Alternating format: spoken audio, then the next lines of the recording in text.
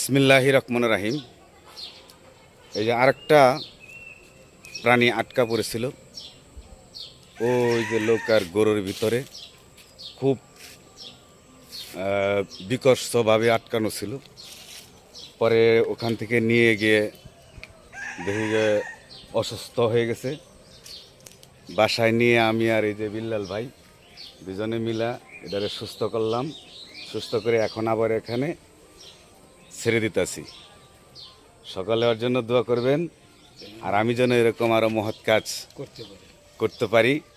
এভাবে যেন আমার মহৎ কাজটা চালু থাকে আমার জন্য, এবং বিল্লাল ভাইয়ের জন্যও দোয়া করবেন, কারণ উনিও অনেক এটার প্রতি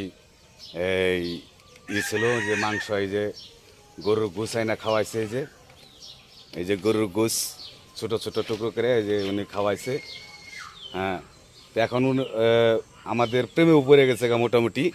তবু বনের পশু বনেই ভালো, ওকে বন্দি রাখা ভালো নয়।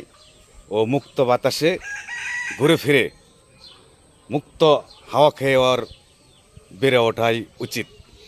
সকলকে